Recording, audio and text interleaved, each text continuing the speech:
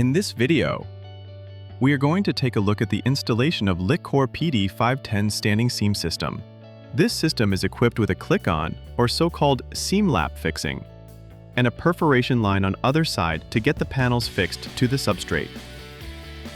The standing seam panels are delivered cut to size. In other words, the panel is in full length of the raft. In sections such as valleys and hips, the angle cuts, they have to be done on site. Standing seam panels can be cut with a handheld circular saw suitable for cutting steel sheets, shears, nibbler, jigsaw, tin snips, or any other device that does not produce heat when used. Attention! The use of angle grinder for cutting the panels or flashings is strictly forbidden because it burns the coating, and it burns the zinc, and may instantly damage the panel. Every installation starts with a correct buildup of the structure.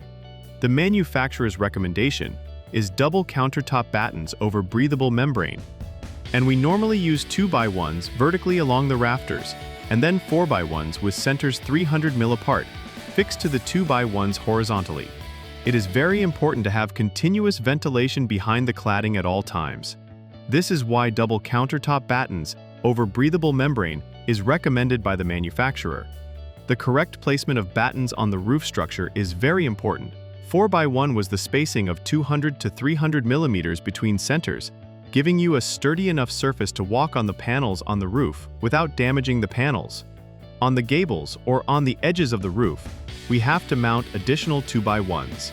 This 2x1 is used so we could fix the panels through the seam sideways instead of piercing the top of the panel with the color-coded screws. Before installing the roof panels, we normally do all of the preparation work. We have to make sure that the breathable membrane is installed correctly, that there is a gap for continuous ventilation. Then we can proceed with what we call the eaves flashing with a starting edge. The eaves flashing is installed on the first button using stainless steel flathead screws. Eaves flashings do not have to be overlapped. If you are using roof-mounted gutter brackets, they have to be installed beforehand.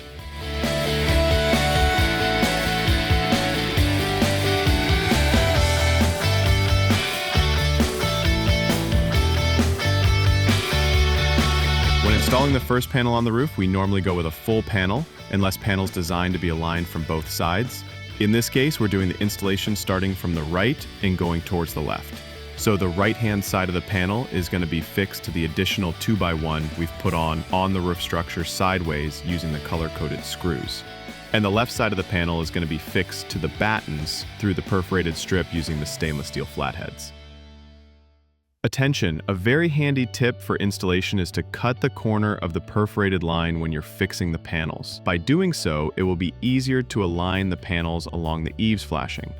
Make sure not to over-tighten the screws. With changes of the temperatures, the metal expands and contracts, and we have to leave some room for the metal to move. Once you have your first panel installed, the rest of the panels, they will be fixed to the roof in the same manner.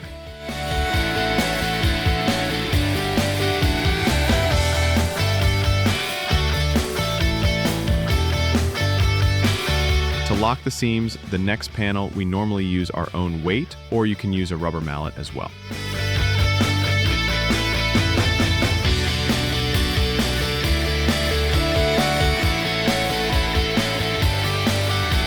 Installation of the last panel on the roof slope requires a little bit of fabrication.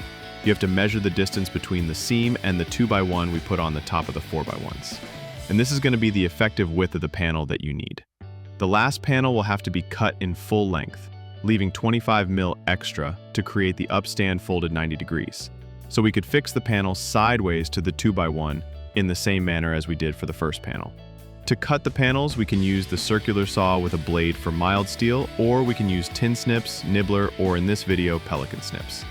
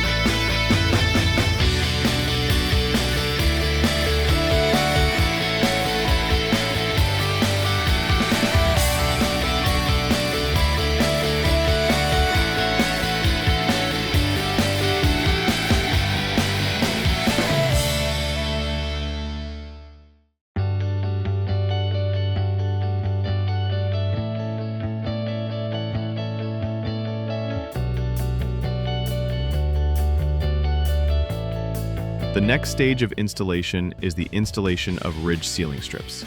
Ridge ceiling strips are perforated metal strips in the full width of the sheet, which are fixed on the top of every single panel. And this would be your fixing point for the ridge capping. Once you have your ridge ceiling strips installed, the next stage is the installation of the flashings. The barge flashings would be installed on the gables and should finish the roof off with installing the ridge cap.